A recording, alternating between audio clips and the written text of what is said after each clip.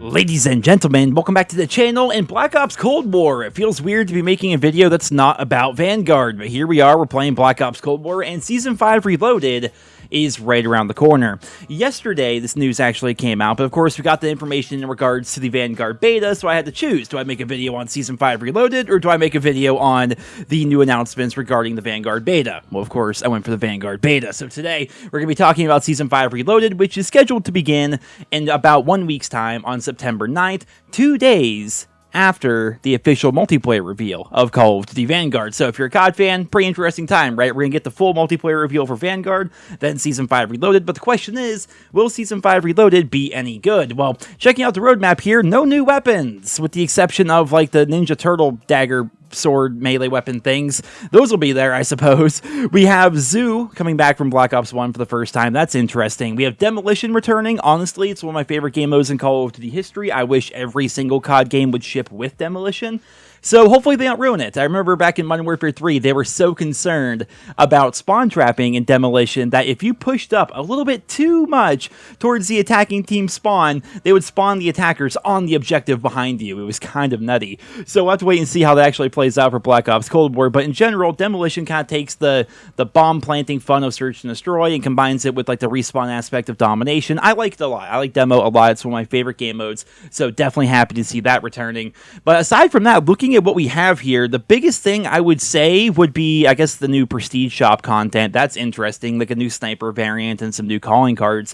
But the big thing would be the numbers event. It's going to begin on September 21st, which is quite a ways away. But in there, as you guys can see, we get the little Ninja Turtle dagger thing, and then we get a bunch of watches and calling cards and charms and things like that, which is nice. But keep in mind, typically, Warzone events are tied directly into the next Call of Duty title, so chances are the numbers event is going to have some significance into the story of Black Ops Cold War, I would imagine, but it's also likely going to be setting up something in regards to Call of Duty Vanguard, right? They've already announced the game by this point. By the time it's September 21st, it'll be 2 weeks after the official multiplayer reveal, but I still think the numbers event is going to somehow be tied into Vanguard. It just makes sense that way, and I'm interested to see how that's going to play out. As somebody who's not even really a Warzone guy, we do know that there's going to be a brand new Warzone map when Vanguard launches on November 5th. I mean, Verdansk is essentially going to be no more, so I wonder if this numbers event is going to be the end or the beginning of the end of Verdansk.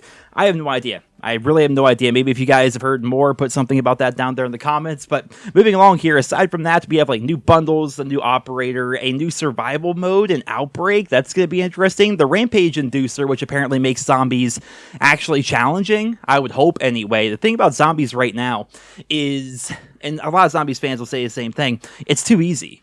You know, it's like they took skill-based matchmaking and decided that everyone was awful and decided to make zombies really easy. A good example of this would be that new Zombies map. I streamed it the day it came out. I think I got to round 40, my very first time ever playing the map. I got the Wonder Weapon. I fully upgraded the Wonder Weapon. I got all the variants of the Wonder Weapon. I knew nothing about the map going into it. It was not hard to figure out really whatsoever. The zombies are not scary. Like, getting around 50 is not hard even if you don't know what you're doing. You know, I feel as though that's kind of a problem for a lot of people in the Zombies community, is that those early rounds especially, there's no real risk and it's kind of boring. Well, the Rampage Inducer apparently is going to change some of that, which is interesting. Armada is going to be a new outbreak region. That's kind of cool. And finally here, the bundles, right? And the reason why, you guys know me, I never talk about bundles. I'm not that guy, but I will say, the Oktoberfest bundle and the Motocross bundle allow you to earn COD points. So basically what this means, it's kind of interesting, I suppose, is you buy the bundle, we're just going to make it up, $20, right? And in the bundle, you can earn, I don't know how many, 500 COD points back. And so basically it's like a discount for the bundle, but you have to earn the discount by actually playing through it. It's kind of interesting. They never really did anything like this before. Back in Black Ops 4, they of course would make it so you would buy a bundle, and then to unlock the content that you paid for, you had to play through a mini battle pass, which was obscene. That of course is there to to increase their audience retention numbers, which looks better to shareholders, and they try to trick people to being more engaged with the game, even though they're forcing them to run on a treadmill, despite the fact they already paid money for the thing that they're trying to unlock via that treadmill. It's a pain. It really is. But it's kind of interesting that they're doing this to maybe lower the price, but increase the audience retention. We'll have to see what the actual prices are going to be like, but I figured that was worth mentioning as well. But ladies and gentlemen, that is all for this short little video here today. Season 5 Reloaded is right around the corner, and Double XP just started for Black Ops Cold War. It's going to be live for like the next 5 days. So if that's kind of something that tickles your fancy, if that's something that interests you, Black Ops Cold War is Double XP for the next like 5 days or so. So that should be pretty fun for those of you who still play Black Ops Cold War. I'm playing it a bit more this season. This is the most I've played Cold War probably since Season 1, honestly. Like, in Season 1, I played the game a ton, and then virtually every season after that, I'm just like, Cold War. It's a cool game at its core, but there's just like nothing to do in it. What kind of gets me going now, like what gets me actually playing it, is all the weapons I missed out on all the battle passes I didn't play. And so I'm going through and doing the challenges to unlock these new weapons, and then like getting them up to max level and trying them out and stuff like that. That's what's making the game kind of interesting for me right now.